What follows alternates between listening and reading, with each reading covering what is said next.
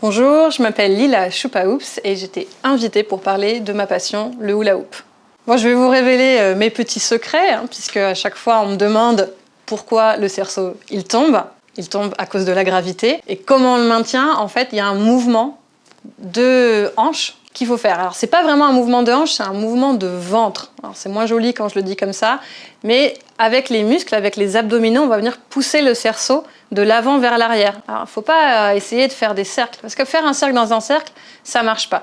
Le cerceau, c'est que des mathématiques et de la physique. On va faire un mouvement avant-arrière, gauche-droite, avec le ventre. Mais je peux vous le montrer aussi.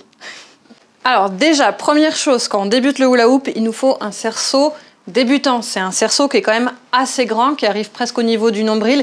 Et plus lourd, ce sont des cerceaux spécifiques.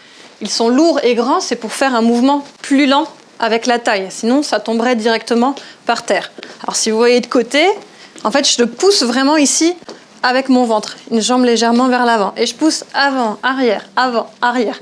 C'est ça la technique pour faire le hula hoop. Si je commence à faire des cercles, c'est comme ça que le cerceau il tombe. J'ai commencé la scène vraiment dès le début, je savais faire 3 figures de hula hoop, mais j'avais tellement envie de partager ça, surtout il y a 10 ans, il n'y avait pas grand monde qui en faisait, que bim, j'ai fait ma première scène au bout de 3 mois de hula hoop. Et j'ai tellement adoré ça que bah, voilà, j'ai quitté mon job et je ne fais que ça. C'était quoi ton job avant? Je sais pas si je peux le dire. Bien sûr. J'ai un master de l'école du Louvre, donc en histoire de l'art et muséologie, et j'ai travaillé dans des grands musées et dans des grands établissements comme des cathédrales. Et brûlé. Oui, j'étais très triste. Alors quand on commence un petit peu à progresser, on va pouvoir lentement commencer à baisser la taille du cerceau, un cerceau plus léger, ce qui va nous permettre de le faire également tourner sur les mains, de le faire rouler sur le corps. Et puis après, pouvoir créer des petites illusions d'optique également. Le hula hoop, il a été créé dans les années 50, donc en 1958, avec l'avènement du plastique. Ça a été un buzz phénoménal, des millions et des millions d'exemplaires vendus. Ça a vraiment changé l'histoire du jouet. Mais il faut savoir que le cerceau, en lui-même, il est utilisé en fait depuis l'Antiquité. Donc, dans la Grèce antique, on utilisait déjà le cerceau comme accessoire d'exercice physique.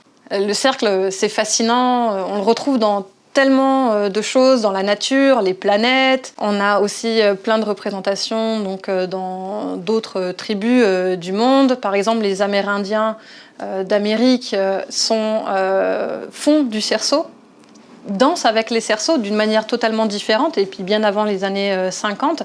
Et pour eux, le cercle, ça représente énormément de choses, avec les points cardinaux, le cercle de la vie, le fait que le temps qui passe, l'infini, il y a vraiment plein de choses très spirituelles qu'on retrouve dans le cercle aussi.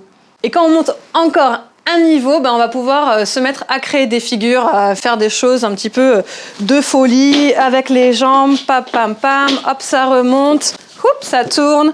Là, ça va plus vite. Tac. Hula hoop, hula hoop. Anyone can play from 3 to 110.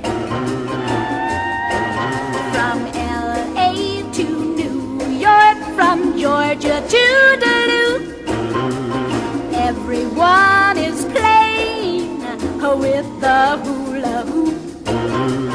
Red ones and green ones, yellow, white. Ah,